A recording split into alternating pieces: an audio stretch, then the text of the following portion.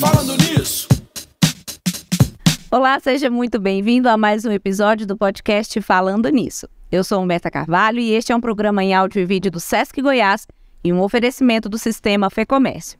Tá chegando agora? Seja muito bem-vindo ao seu primeiro episódio, mas saiba que nós também já temos vários outros episódios no ar, então terminando esse aqui, vai lá conferir, tá bom? Toda quarta-feira às 10 horas da manhã eu te encontro aqui no nosso estúdio com diferentes convidados para a gente conversar sobre temas atuais e muito necessários para te ajudar a ter uma vida mais leve, mais saudável, mais equilibrada e, claro, também com mais bem-estar. Aproveito para te convidar a seguir o nosso podcast, a avaliar. Se você preferir também nos assistir, nós estamos no YouTube, no canal do Sesc Goiás. Se inscreve no canal, interage nos comentários, ativa as notificações para você não perder nenhum detalhe. Espero muito que o episódio de hoje faça sentido e companhia para você. No trânsito, na academia, em casa, de onde você estiver nos acompanhando. E se fizer sentido, já sabe também. Compartilha com as pessoas que você gosta, porque pode ser que faça sentido para elas. No episódio de hoje, nós vamos falar sobre a importância da figura paterna na educação dos filhos. O episódio de hoje ele é para você, que compreende a importância do pai na vida de um filho, para você que é pai ou pretende ser, para você, pai, que deseja melhorar a relação com seus filhos, se aproximar, fortalecer vínculos, ou aprender a demonstrar o seu amor, a falar dos seus sentimentos. A relação pais e filhos, ela vem mudando ao longo dos anos. E a figura de provedor e protetor foi ampliada. E aquela relação fria abriu espaço para um relacionamento cheio de afago, de abraços e de muito carinho. E a responsabilidade, principalmente a emocional, que antes pertencia apenas à mãe, agora também é dos papais. Que bom que isso aconteceu.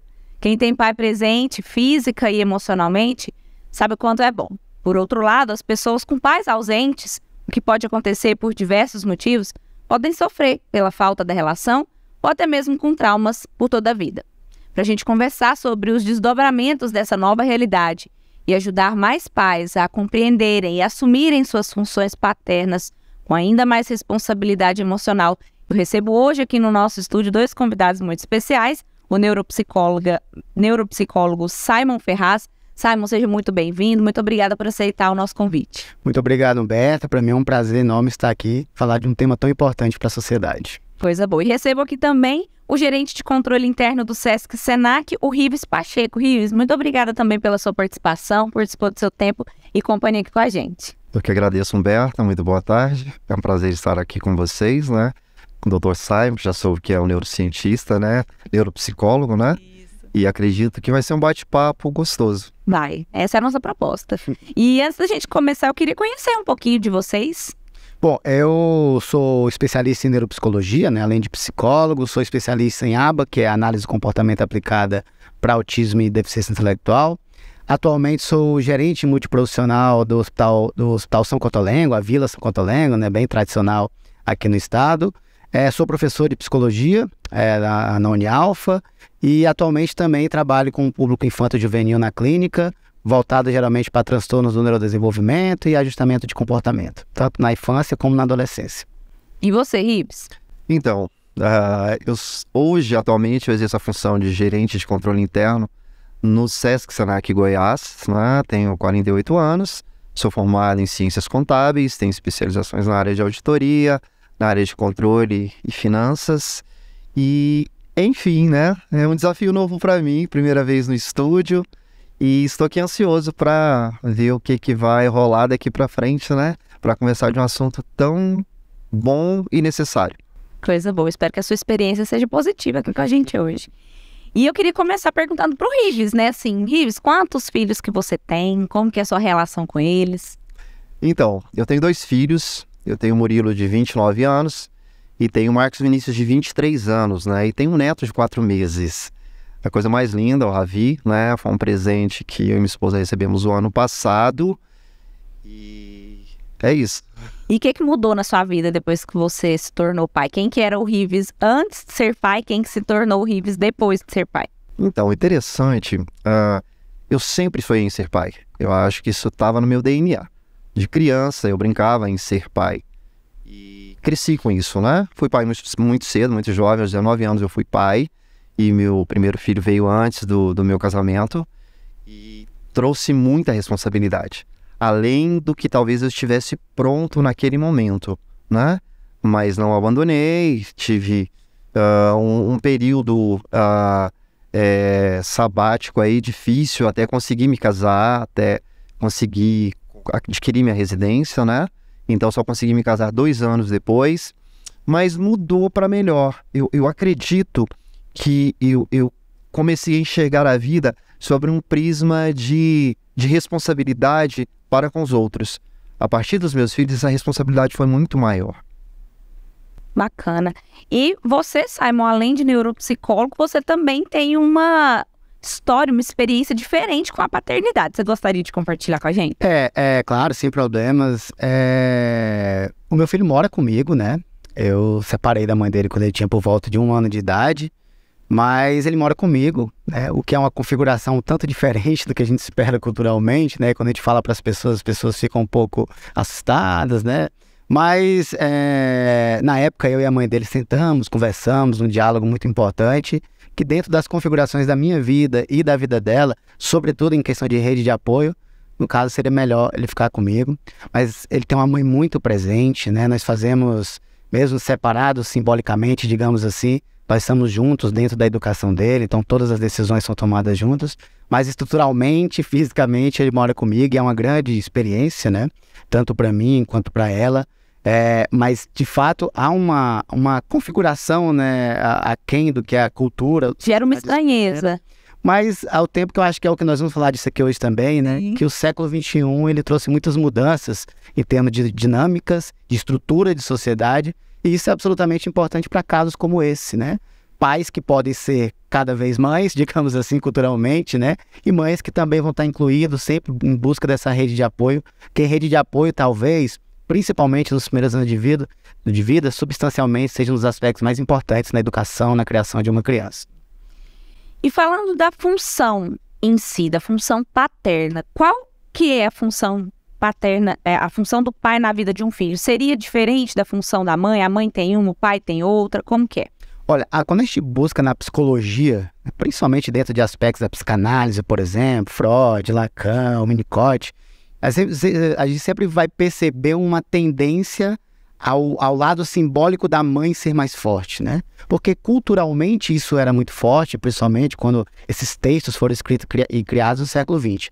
Eu estava falando com o Rives ali fora, eu tenho uma palestra que ela chama Século XXI, o que ele tem a nos dizer sobre comportamento, sobre cérebro, sobre saúde mental. E por que eu sempre gosto de enfatizar o século XXI nas minhas palestras? Porque esse é de muito longe, sociologicamente falando, o século que a gente mais teve mudanças na dinâmica da sociedade.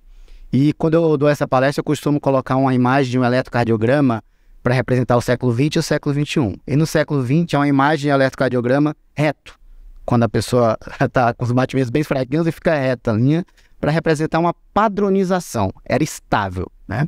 O homem ele tinha um papel muito bem definido, o pai tinha um papel muito bem definido simbolicamente, a mulher, a mãe, o patrão, o funcionário, enfim, as identidades eram muito bem definidas. E eu não estou fazendo propaganda dizendo se era bom ou ruim, é um fato sociológico, né? No século XXI, esses papéis eles mudam. Não é que eles se invertem ou que eles ficam piores ou melhores, eles mudam. O homem, ele passa a ter, ele continua tendo culturalmente, socialmente, um papel que ele sempre teve, a mulher também, só que agora com muito mais empoderamento para todos os lados. Agora, aquele homem que muitas vezes, por exemplo, aquele pai que tinha que se manter numa certa frieza emocional para os filhos, porque isso representava uma segurança e ele tinha que ser assim, agora não. Agora o homem moderno, ele percebeu que ele pode continuar sendo forte ao tempo que ele tem sentimento, que ele tem emoção, que invariavelmente ele pode se sentir fraco, que invariavelmente ele precisa de ajuda. E isso é muito importante para a gente trabalhar e falar de emoção. Então esse homem, ele começa a perceber que ele é um pai que pode dizer eu te amo para o filho dele. Ele é um pai que pode dizer que agora ele pode ouvir o filho dele, conversar, ter um diálogo, tentar entrar no mundo do outro para se entender, expressar sentimentos e emoções para que essa criança também tenha essa necessidade de interpor esse seu afeto em algum momento dentro da cultura. Porque eu costumo sempre dizer que filho não pertence a nós, pais. Filho pertence à cultura. A gente abriga eles por um tempo, mas cedo ou tarde eles vão se inserir no mundo e vão ter as suas próprias percepções de mundo. E o que a gente pode fazer nesse momento é assumir um papel de presença. Eu acho que o grande papel do pai, da mãe, enfim, mesmo que simbolicamente, culturalmente ainda não seja assim, o grande papel é da presença. O filho ele tem que sentir a presença. E isso não tem nada a ver com material, com dinheiro, com classe. É óbvio que cada um carrega em si a sua história. É óbvio que dentro de um comportamento de uma mãe, de um pai, também vem carregado de toda uma história pregressa. Mas o que aquela criança precisa é de uma presença. Ela precisa encontrar segurança na figura do pai, ela precisa encontrar segurança na figura da mãe.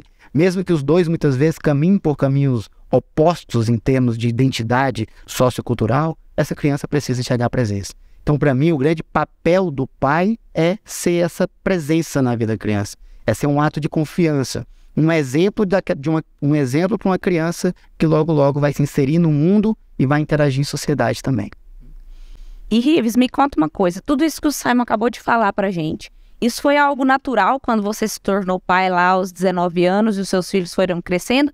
Ou teve algum momento que você virou e falou assim, pô, preciso ser mais amoroso, preciso falar mais eu te amo? Ou não, foi uma coisa natural? Porque eu te convidei para vir aqui porque eu fiquei sabendo que você é um papai coruja. Então eu quero entender de onde nasceu essa corujice. Sim, eu sou muito coruja, né? Tenho uma paixão peculiar pelos meus filhos. Tive uma oportunidade de um breve bate-papo com o Dr. Simon ali à porta, mas estava falando para ele, inclusive, né? Que existe, né, eu vou chamar de uma crendice que neto é melhor do que filho. Eu ouvi isso dos meus avós, eu ouvi isso dos meus... Minha mãe não, né, mas pelo meu pai, de alguns amigos, e falando que neto era melhor. Então, assim, não é. É um amor diferente, porque eu não tenho responsabilidade de educar o meu neto diretamente, né? Embora tem vários avós que se tornam pais e mães, não é o meu caso, né? Meu filho é pai e minha nora é mãe, de verdade. Mas voltando nessa afetividade, né? A figura forte lá na minha casa foi a minha mãe, não foi meu pai. Meu pai é maravilhoso, um exemplo de humildade, de caráter, de honestidade. Mas a minha mãe foi a figura forte, né? E minha mãe muito amorosa para com os filhos. E acredito que nessa projeção, né? Eu pude vivenciar. Tem algo legal que o Dr. Simon falou, né? Acho que uma quebra de paradigma dessa geração que era, abre aspas, homogênea, fecha aspas. Era tudo muito bem definido. O meu pai, ainda com toda humildade e simplicidade, não era dado a toque, né? Meu pai não me beijava, meu pai não me abraçava. Eu lembro que o primeiro beijo que eu dei no meu pai, eu estava de 17 para 18 anos, meu pai ficou igual uma parede de concreto. E hoje ele abaixa a cabeça, hoje ele me abraça, né? Então eu sento no colo dele, brinco com ele, né? E com os meus filhos foi isso. Eu acredito até que foi uma construção, né? Eu não acredito em modelo pronto. E se é que exista, né? Algo que eu acho interessante nessa dinâmica de ser pai. Não existe modelo, né? Eu acredito que ser pai, você aprende sendo. E é o que acontece comigo até hoje. Eu estou com 48 anos e continuo sendo pai. Os meus filhos saem comigo, só comigo. Pai, o que você está fazendo? Vamos tomar um lanche? Pai, vamos almoçar? No Dia dos Pais do ano passado, né? Que para mim hoje isso é mais uma figura comercial. Meus filhos me chamaram para tomar café em uma panificadora. E assim, eu nunca pensei nisso, né? Quebrou. Foi algo assim que marcou para mim, né? Então, só os três, simples, mas fez toda a diferença para mim. Poxa, olha o que eles pensaram. Não pensaram, presente, nada. Eu e meu pai, ambos pensaram. Então, eu acredito que hoje eu sinto um pouquinho desse retorno, sem expectativa, porque eles não são obrigados, né? Mas é isso, eu acredito que eu recebi muito amor. E por isso eu quis passar esse amor, né? E sem romantizar a vida e romantizar a paternidade, né? Teve momentos de pega, momentos difíceis, né? De exercer essa autoridade no sentido de dar responsabilidade para os filhos. O Dr. Simon disse muito bem, mas eu sempre vi por esse caráter amoroso, acho que com sentimento, né? Eu sempre abracei os meus filhos, beijei os meus filhos, brinquei, rolei no chão, joguei bola, não sabendo jogar futebol, né? E fui em reunião de escola, fui em médico, sempre dividi isso muito bem com minha esposa. ela é uma excelente mãe, mas nós dividimos essas funções, né? Voltando à paternidade, eu acho que isso. Toda a minha caminhada até aqui, ela envolveu esse sentimento de amor, e digo amor no sentido de responsabilidade também. Que bacana, é isso aí. Falando em saúde, em bem-estar, em qualidade de vida, recentemente o Sesc Goiás começou a oferecer o serviço de laser terapia em suas clínicas odontológicas. Antes disso, os dentistas passaram por um curso com 60 horas de habilitação teórica e prática também. O atendimento odontológico do Sesc é realizado nas unidades fixas de Anápolis, Goiânia, Itumbiara e Jataí. Para receber o tratamento de laser terapia, o dentista irá avaliar a necessidade durante a consulta, ou o paciente que já possui o diagnóstico com a necessidade da laser terapia deve procurar uma das unidades que oferecem o serviço. Muito bacana, não é mesmo? Mais informações você encontra no nosso site, o sescgo.com.br. Tem uma coisa que eu sempre gosto muito de frisar, porque parece clichê, mas quando a gente vai olhar ali na prática, é o que de fato, para mim, funciona. Me corrijam se eu estiver errado. Se eu estiver errada. A qualidade do tempo é melhor que a quantidade? Porque nosso dia a dia é muito corrido, ainda temos na nossa sociedade mães que ficam em casa e os pais que trabalham, passando assim menos tempo com seus filhos, isso é uma realidade. E aí às vezes fica assim, como que eu vou criar um vínculo se eu não tenho tempo? Se eu tenho ali só o finalzinho do dia, ou só o final de semana. A qualidade é melhor que a quantidade? Sem dúvida nenhuma, né? Sobretudo numa sociedade moderna que o mundo anda cada vez mais rápido. Tem a impressão que dá a história do áudio avançado no WhatsApp, né? A gente querendo tudo cada vez mais rápido. A impressão que dá que às vezes que 24 horas já não está sendo mais o suficiente, né? Talvez por isso a grande palavra do século XXI, e as pessoas perguntam como lidar com tudo isso com tão pouco tempo, com tantas demandas e afazeres. E eu digo sempre, a grande palavra talvez seja automonitoramento, autorregulação dos nossos comportamentos e das nossas emoções. Colocar isso principalmente como metas, né? É absolutamente como você falou, 10 minutos com uma criança, mas de qualidade, você dando atenção intrínseca a ela e não a qualquer outro objeto, pode ter certeza que é muito mais importante que você ficar 2 horas do lado dela, mas prestando atenção em outras coisas, falando outras coisas, resolvendo outras coisas. E a criança sente isso, porque memória afetiva, ela tem um impacto muito importante na nossa vida. Então, o que a criança substancialmente talvez vá lembrar, quando ela olhar para trás, é daqueles minutos que você jogou futebol com ela, é daqueles minutos que você fez tarefinha com ela, né? Como você estava dizendo, que tomou um café com seu filho adolescente, que conversou sobre a vida, que conversou sobre um filme, sobre um livro, sobre uma banda que ele gosta. Enfim, a qualidade sim, sobretudo numa época que anda cada vez mais veloz, ela tem um impacto muito importante sim. E tentar fragmentar o nosso tempo, deixando como metas esses momentos com os filhos, é muito importante. Eu sempre costumo brincar, né? Será que a comida da avó, de fato, era a melhor do mundo? Será que a avó era um grande MasterChef? Ou a gente lembra disso porque era um momento repleto de memórias, né? Afetivas, que era uma casa que geralmente a gente podia fazer o que queria, né? Só tinha amor, não tinha muita cobrança. E junto vinha uma comida, junto com tudo esses aspectos, né? Então, memória afetiva, ela tem um impacto muito significativo na nossa vida. Isso diz muito a respeito do tempo como nós estamos passando com essas crianças. Então, sim, qualidade, nesse caso, ela é bem mais importante do que quantidade. E, Rives, me conta uma coisa. Sim. Você já disse que seu pai é sensacional, mas que a figura forte era a da sua mãe, né? E você, enquanto homem, pai, o que você viu que falou assim, nossa, meu pai fez isso, eu não quero reproduzir com os meus filhos, ou meu pai não fez isso e eu quero fazer com os meus filhos? Teve alguma coisa que em algum momento te deu aquele clique e você falou, putz, eu quero fazer dessa forma? Sim, teve, né?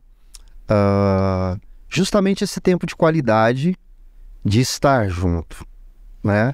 No sentido de estar alma, né? 2 almas presentes. Então, o papai sempre focado em trabalhar, né? Dar alimento para os filhos, tentar educá-los da melhor maneira possível, mas faltava esse tempo. Lembro ainda dele levar-nos a alguns parques, né? Zoológico, Mutirama, tudo que ele tinha condições, ele nos levava, mas ele não participava da brincadeira, ele nos levava para brincar. Eu falei assim, eu vou mudar isso, né? Eu preciso estar presente para os meus filhos, né?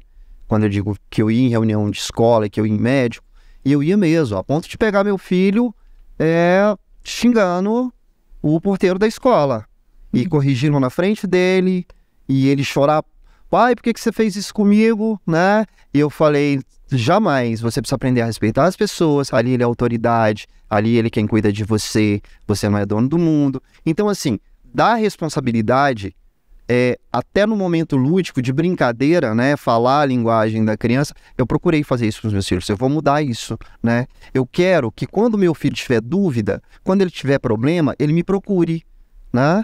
Se eu não tiver a resposta, eu posso ser uma ponte para ele achar a resposta. E eu acredito que com esse tempo de qualidade, dito pelo Dr. Simon, é que a gente consegue, né, criar esse vínculo afetivo com os filhos. Então, nessa linha, eu acho que isso faz toda a diferença. E talvez do ponto de vista da psicologia, essa pergunta seja mais pertinente, mas eu queria saber assim, como lidar com a ausência do pai biológico. Porque tem muita gente que não tem o pai, né? Ou porque perdeu, ou porque separou e não convive mais, porque o pai foi embora, por N fatores. Alguém pode realizar a função paterna? Como lidar com essa falta?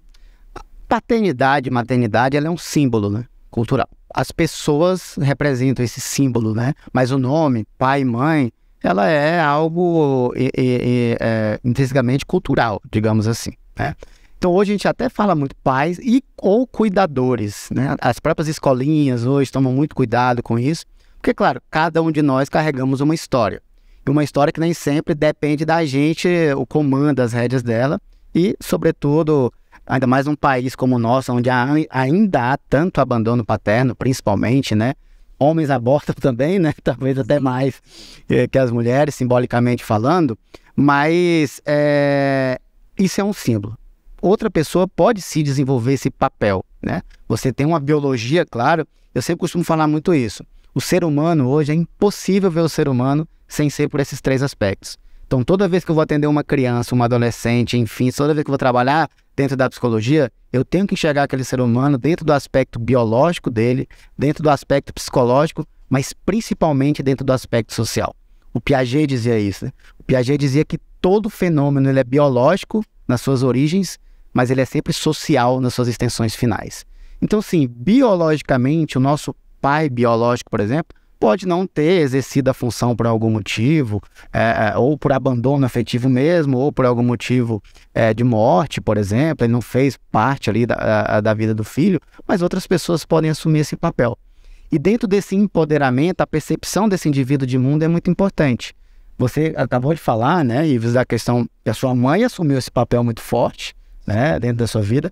Eu também sofri esse abandono afetivo paterno quando eu tinha os 2 anos de idade, não tive mais contato com meu pai, mas a minha mãe foi uma grande mãe e conseguiu fazer o trabalho ali pelos 2, digamos assim, de uma forma muito boa, de uma forma que, claro, sempre tem uma nuance emocional envolvida nisso, porque pais, eles são o amor original, digamos assim. É o primeiro contato de amor que nós temos na nossa vida. Quando não há isso, é óbvio que de menor em maior grau há uma ruptura emocional. Sobretudo quando você começa a se inserir na cultura. Porque pai e mãe você vai ver no filme, no desenho animado, na escolinha. E quando isso não ocorre, pode ocorrer uma ruptura emocional. Mas esse empoderamento individual, de tentar entender esses aspectos, e aí a partir disso, traçar estratégias para lidar melhor com esse tipo de vicissitude é muito importante, né? Outras pessoas podem assumir esse papel, simbolicamente falando, pode ser um cuidador na nossa vida, pode ser um padrasto, por exemplo, né? Sim. Pode ser um avô que fez esse papel, pode ser um tio, enfim, outras pessoas podem assumir sim.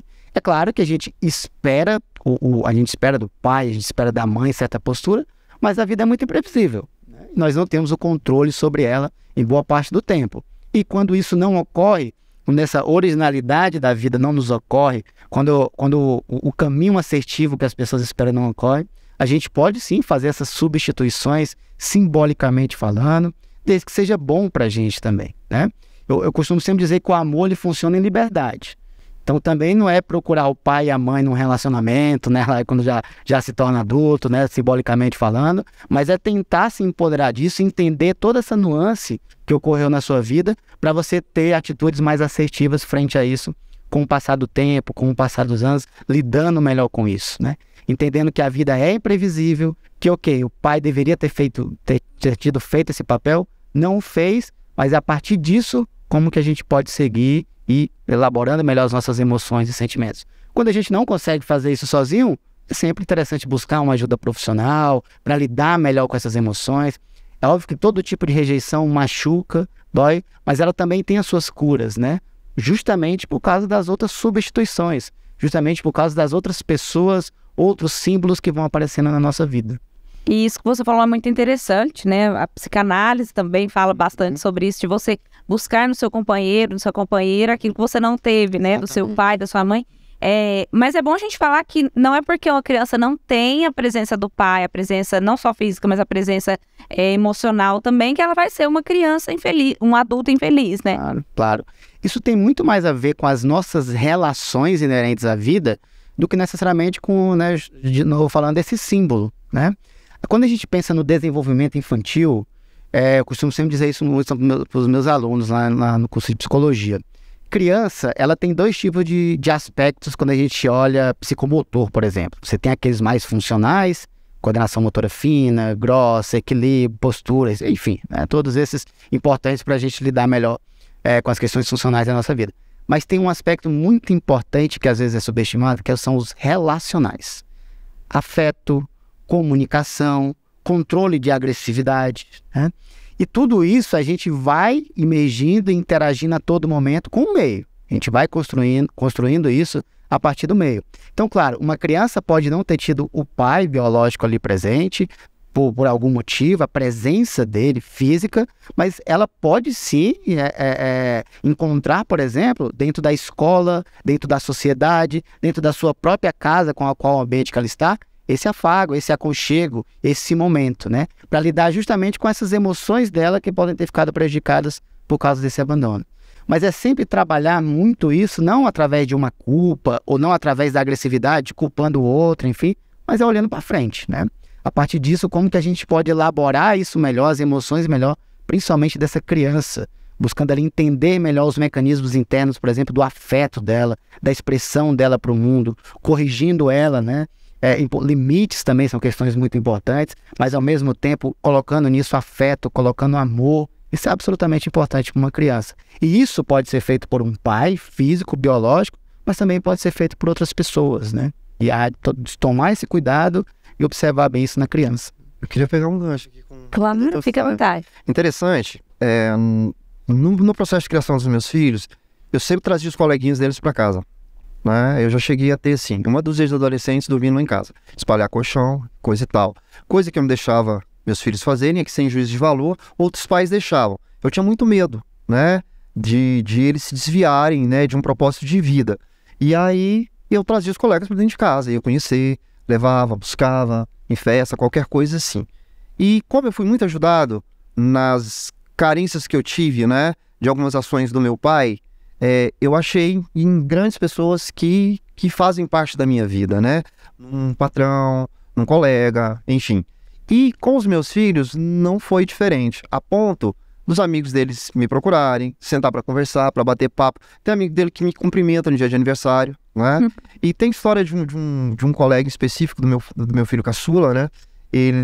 A mãe mora na Espanha e o pai mora na Inglaterra. Enfim, são separados, né? A avó que criou. E no dia do aniversário dele, meu filho ligou e ele tava chorando, né? Carente, etc, né? Ali, aquele final da adolescência, 17 anos. E aí meu filho chegou, pai, você pode ligar pro Rafael pra mim? Eu falei, o que foi? Tá acontecendo isso, isso e isso, né? Aí liguei, conversei. E assim, acho que eu fiquei uns 20 minutos com o Rafael no telefone. Aí ele chorou, conversamos, aí ele agradeceu e meu filho seguiu, né? Eu acredito que essa imagem de pai, né? Talvez lá no conceito dos gregos, do pater, né? Esse formato nosso, né, Dr. Simon? Se eu estiver errado, você me corrija. Ele é muito novo, né? Coisa de 300, 400 anos no máximo, né? Dessa família que hoje está sendo desfeita. Os paradigmas estão sendo quebrados. Mas a figura de autoridade, a figura de socorro, né? De presença. Então, eu acredito que essa figura, ela pode ser, sim, representada por alguém. Embora tenha traumas. Eu tenho um grande amigo meu que ele não tem o nome do pai na identidade. E um dia, um menino assim, bem sisudo, um grande profissional, artista, aí ele conversando comigo, ele falou, cara, hoje eu encontrei meu pai. Dentro de um princípio de fé, né, que ele trouxe, ele falou assim, Deus é meu pai. Ele precisava dessa figura, né? E ele viveu uma lacuna gigantesca de angústia por falta de saber quem era o pai e de ter um pai, né? Mas ele se encontrou em algum momento da vida, né? Não é nem corroborando, não, é realmente participando, que eu achei muito interessante o que ele trouxe pra gente. Essa palavra lacuna é muito importante, né? O Freud falava muito disso, né? Repetindo aí, de volta na psicanálise, que não é minha área, tá? Mas são coisas tradicionais, clássicas da psicanálise, né? O Freud dava muita importância, e não poderia ser diferente aos pais, principalmente, sobretudo as mães, né? Por ter toda aquela questão dos judeus, enfim, mães, dias, né? Que ele passou muito tempo estudando, muitos anos.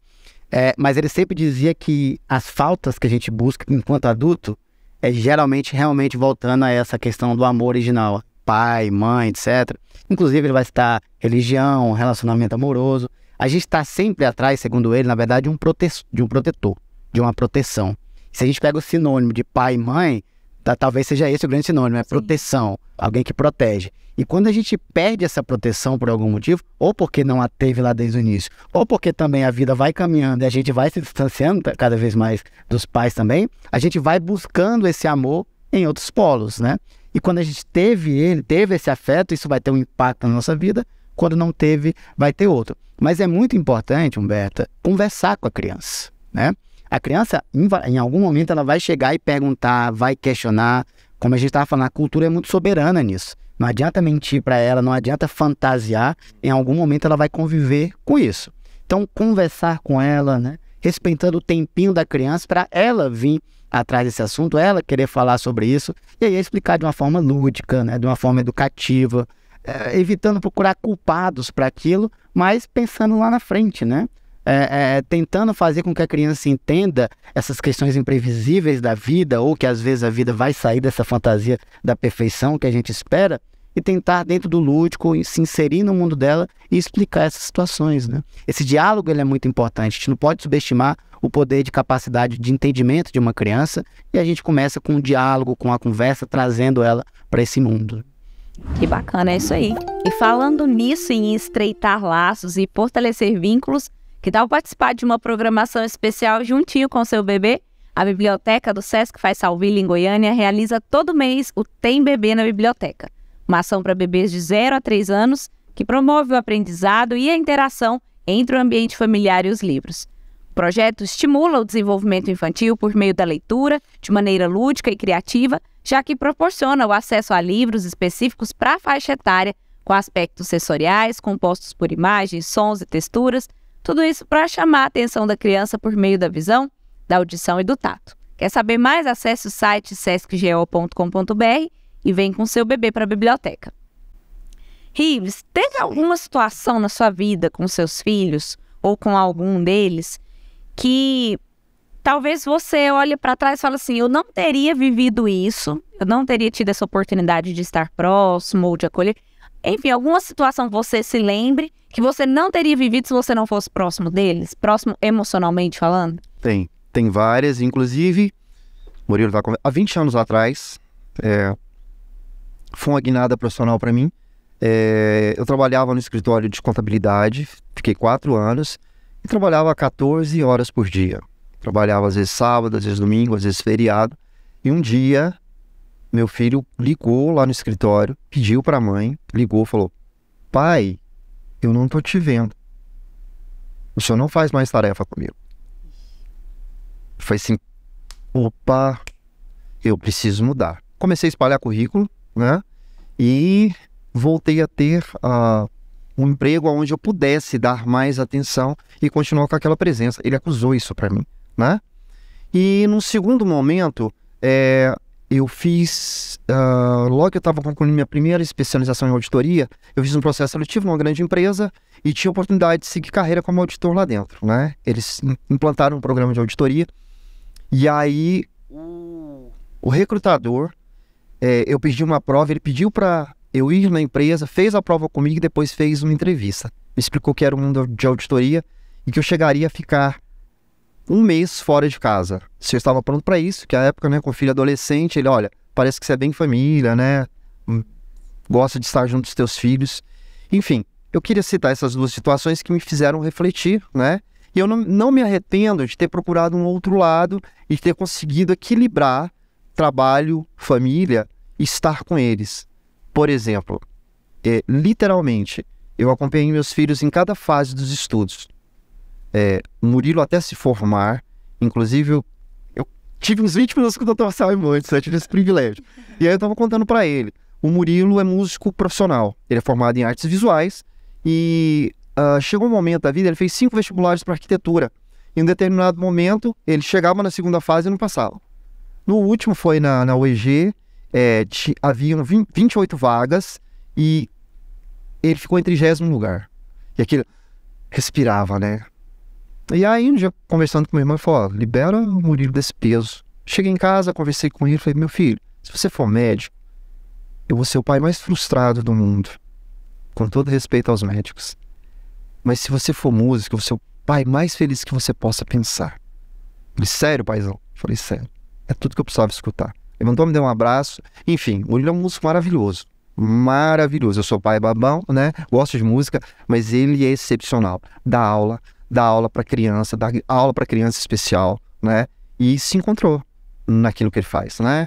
Já casado há quase 2 anos, né? Já conseguiu comprar a casa dele. Enfim, através da música, né? Eu perderia isso. Entendeu? Senão eu vou ficar aqui numa intensa verborragia, mas o Murilo, né, me trouxe esse start que eu precisava. E da mesma forma o Marcos, né? É isso. Que bacana. E foi bacana conhecer a sua história também, Simon, porque eu tinha planejado te perguntar para vocês isso, né? A questão do divórcio, da alienação parental, das brigas constantes, porque isso ainda é algo que, de fato, separa não só o pai, a figura masculina, mas separa os pais, pai, mãe, dos seus filhos afetivamente. É possível viver em harmonia, dar o suporte emocional que os pais precisam, mesmo que os pais não queiram mais estar fisicamente juntos, estejam separados e tenham tido problemas enquanto casal? Sem dúvida nenhuma. Aquilo que a gente estava falando sobre a imprevisibilidade da vida, né? Eu creio que quando a pessoa casa, ela não pensa em separar. Mas acredito que acontece, né? E o século XXI também trouxe isso, justamente pelas mudanças de papéis, isso acabou ocorrendo muito. E é perfeitamente possível viver, sim, dentro de uma vida, dar uma vida saudável para essa criança, mesmo dentro de uma separação. As separações físicas, elas são inerentes à nossa vida, elas ocorrem, né? A gente não tem controle sobre isso. E muitas vezes, tem muita gente que fala, né? Não ficar juntos por causa do filho. Mesmo que estejam brigando muito, mesmo que eles estão se acessando mais. E às vezes isso pode ser pior emocionalmente para uma criança do que eles, por exemplo, se separarem, né? Aí repito aquilo que eu falei anteriormente, diálogo, né? São 2 adultos e uma criança. Então esses 2 adultos, presume-se que eles têm uma capacidade cognitiva e emocional, por já ter tido outros parâmetros na vida de lidar. Então é lembrar que eles são adultos e ali é uma criança. Então mesmo que tenha existido uma diferença, algumas diferenças nesse relacionamento, que culminou com uma separação, existe um ser ali que ainda precisa de um cuidado afetivo, de um ser que está desenvolvendo o seu potencial e percepção de mundo. Então, o diálogo ele é muito importante para construir essa base com a criança. Os adultos vão tomar as decisões que devem ser tomadas, mas qualquer que sejam elas, a criança participar disso de uma forma lúdica, de uma forma educativa, mostrar para a criança que separações acontecem, separações são imprevisíveis, a gente não tem controle sobre isso, mas que há uma forma melhor de lidar com isso. Eu acho que a grande questão da vida, e principalmente quando a gente fala de uma criança, não é necessariamente o acontecimento, porque nós não temos controle sobre os acontecimentos que acontecem em nossa vida, mas a gente pode ter controle sobre o nosso comportamento perante a ele. O que a gente vai fazer diante da crise. E é claro, quando você é um adulto e tem uma criança, é muito importante inserir ela com o menor sofrimento possível. fazendo ela entender que isso é um movimento normal, comum da vida, que pode acontecer, mas que ela mesma assim, né, vai estar inserido num ambiente de cuidado, num ambiente onde ela ainda vai ser muito importante para ambos. E o adulto, cabe a ele ter essa maturidade emocional de entender que vai existir uma separação ali física, jurídica, enfim, material, mas que formar ali uma coisa muito bonita, talvez a coisa mais singela e bonita de uma sociedade, né, que é uma criança, que é educar uma criança. Então é muito importante construir com essa criança um diálogo, não, de novo, né, mostrar um mundo de fantasias, de perfeições, mas o que nós podemos fazer para ter, diante de acontecimentos da vida, um sentimento menos sofrível, um sofrimento em menor grau diante dessas questões que vão acontecendo. E aí é muito importante manter esse diálogo, trazer ela para esse mundo e mostrar que ela ainda vai continuar sendo cuidada, embora agora em casas diferentes, em situações diferentes, e esses pais manterem sempre diálogos, terem sempre posições não únicas, porque a gente pensa diferente um do outro, mas posições estáveis para essa criança, para ela se sentir num mundo seguro e estável, né? E quais seriam, assim, para a gente finalizar, os benefícios de conviver com ambos pais, pai e mãe, não necessariamente casados, né? Mas do filho, ele de fato ter essa relação com cada um. Qual a importância disso para o desenvolvimento do ser humano? Então, quando a gente descobriu muita coisa, por exemplo, acerca do cérebro, né? No século XXI, nas últimas décadas. E talvez o maior descobrimento da neurociência, a maior informação que a neurociência nos deu no mundo moderno, nos últimos anos, é que o cérebro, ele a todo momento modula e interage com o nosso meio.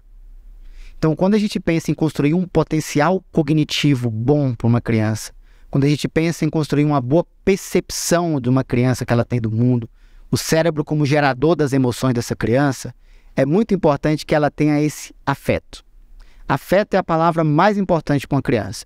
Você pode comprar o melhor enxoval do mundo, você pode ir lá em Miami, em uma loja muito chique, comprar o melhor enxoval, as melhores roupas e colocar nas melhores escolas. Mas para uma criança, a coisa mais importante ainda é o afeto.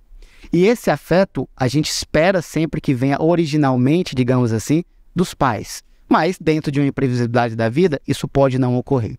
Então, esse afeto ele pode ser buscado de outras formas, de outras maneiras. Porque é a forma como a gente coloca para a criança a nossa percepção, muitas vezes, de mundo e como a gente age diante delas, é que vai fazer essa criança ter atitudes mais assertivas quando for um adolescente, quando for um adulto. Sabendo que ainda assim existirão as crises, sabendo que ainda assim vai ter todas as dificuldades, mas ela vai ter uma percepção mais lúdica do mundo. Num mundo onde a gente tem sofrimento, a gente tem perda, a gente tem separação, que nem sempre as coisas são como nós queremos, mas que a gente pode tentar controlar as nossas emoções, melhorar as nossas emoções diante de todos esses acontecimentos. Se você, em termos cerebrais, uma criança que sofreu abuso, que sofreu agressão, violência física ou verbal, e uma criança que não sofreu, é óbvio que elas terão desenvolvimentos cognitivos diferentes. É óbvio que elas vão ter percepções diferentes de mundo. Por isso que na psicologia, na clínica, a gente tem que sempre enxergar, por exemplo, eu que atendo crianças, enxergar elas de forma diferente. Às vezes eu atendo 6 crianças com TEA, com autismo, por exemplo, no mesmo dia. Mas embora elas tenham características clínicas iguais, elas são absolutamente diferentes. Porque uma tem esse tipo de educação do pai, a outra tem esse tipo de educação do pai. Porque com essa o pai é extremamente grosseiro, com essa o pai não é. Então eu tenho que tentar perceber tudo isso, e a sociedade também tem que tentar entender cada vez mais essas crianças que estão envoltas num mundo moderno, num mundo que anda cada vez mais rápido, num mundo que o pai saiu de casa para trabalhar com o que já era esperado, agora a mãe também saiu, porque a mulher também quer esse empoderamento, e isso é absolutamente importante também para a mulher. Então é como que a gente pode traçar estratégias para ter o nosso trabalho, ter uma vida, mas ao mesmo tempo ter esse tempo de qualidade com o filho. E é esse tempo de qualidade, é essa atenção, é essa presença fornecida pelo pai, mãe ou cuidador que vai denotar o potencial cognitivo da criança e os mecanismos internos do afetivo dela perante o mundo e as vicissitudes da existência. Rives, você se vê muito nos seus filhos? Agora que você virou vovô também, né? Vejo sim. Vejo o tempo todo, né? Em cada decisão que eles vão tomar, em cada angústia que eles compartilham, né? Eu acho que existe esse encontro novamente, né? E permita-me abrir um espaço, né? Eu fiz terapia há 7 anos, né? Então, até por essa presença matriarcal muito forte e algumas questões pessoais que eu precisava de resolver, né?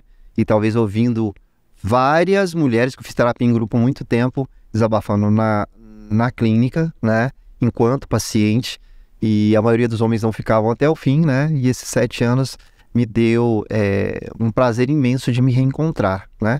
Então, sim, me vejo nos meus filhos em cada detalhe, né? E tem hora que eu paro um pouco, opa, tô precisando aprender com eles um pouquinho também. Que bacana, é isso aí. Já indo aqui pro nosso final, Simon, quer deixar uma mensagem pro seu filho? O Vinícius vai assistir esse podcast com certeza lá com a vovó dele. O Vinícius, ele é o grande amor da minha vida, né? Antes dele nascer, a minha profissão era a coisa mais importante da minha vida. Tava vendo você falar, né, que abriu mão de alguns cargos e trabalho por eles. Eu também, toda a minha vida profissional, hoje, meu tempo é planejado em termos dele. E ele é o grande amor da minha vida, é a pessoa que mais me ensina, sem dúvida nenhuma. E vai continuar me ensinando, como assim espero ensinar ele também. E eu não tenho muito controle sobre a vida, sobre a existência, mas em termos de sentimentos e emoções, ele sempre vai ser o meu lar. O meu lar sempre vai ser o dele, né? Não importa o que aconteça, mas também trabalhar as minhas emoções, a minha mente, para que ele seja o que ele quiser ser, para que um dia ele tome seus próprios caminhos e vá para o mundo, para a cultura, da forma mais amorosa possível. E você, Rives, quer deixar uma mensagem para os seus meninos? Quero sim, né? Tanto o Murilo quanto o Marcos irão assistir esse podcast. O Ravi ainda não. Quem sabe um dia, né? Ele vai ficar gravado, vovô. Com certeza. E o vovô já vai dizer que o vovô o ama muito, né? Mas eu amo muito o Marcos e o Murilo, né? São 2 incentivos de vida, de que vale a pena viver, que vale a pena ter responsabilidade com a vida, que vale a pena cada dia melhorar, compreender o outro a partir de si, né? Mas a partir do outro também. Enfim, mandar um beijo no coração deles, da minha esposa, né? A qual me dá o privilégio de, junto com ela, sermos pais e mães, né? E falar que os nossos filhos estão dando sequência na vida. Que bacana, é isso aí. Quero muito agradecer a participação aqui de vocês. Eu acho que foi um bate-papo muito rico, muito esclarecedor, né? A figura masculina vem sendo quebrada esse paradigma, mas a figura masculina ela ainda tem muita resistência, às vezes, de falar de sentimentos, de falar eu te amo, de dar um abraço, de dar um afago, um carinho.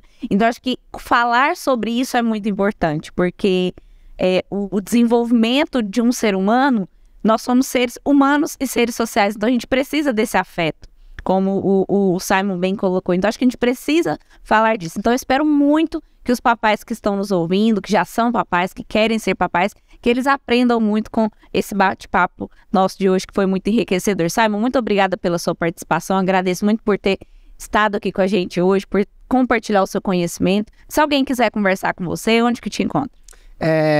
Eu agradeço, né, primeiramente o convite. Foi muito, muito lindo ouvir a sua história, a sua relação com seus filhos. Isso nos motiva cada vez mais a sempre melhorar, né? Bom, quem tiver interesse, meu Instagram é Simon Ferraz, tem sempre lá assunto de conteúdo de psicologia, principalmente voltado para essa área de cérebro e comportamento, principalmente na área infanto-juvenil, que é onde eu atuo hoje mais fortemente. Então, quem tiver interesse, Simon Ferraz lá no Instagram. Rives, muito obrigada, viu, por estar aqui com a gente hoje, ter disponibilizado o seu tempo para compartilhar a sua história, muito linda, por sinal, parabéns aos dois, na verdade. Obrigado. E caso alguém queira te encontrar, queira falar com você, onde que te encontra? Sim, então, primeiro eu queria agradecer ao Dr. Simon, né, por trazer esse conteúdo, né, conceitual, né, tão bem, né, deu aula pra gente aqui hoje, em particular, isso foi muito bom. Rives, R-Y-V-E-S, Rives Pacheco, tá? Vão me achar no Facebook, no Instagram. E você é poeta também, né, Rives? Então, eu rabisco algumas coisas. Lá você compartilha alguns desses pensamentos? Compartilho sim, bastante. Quem quiser conferir, meu perfil é aberto, né? Então, convido você a ir lá e também me dar a sua opinião sobre o que você acha. Humberta, muito obrigado a todos. Obrigada, viu, gente?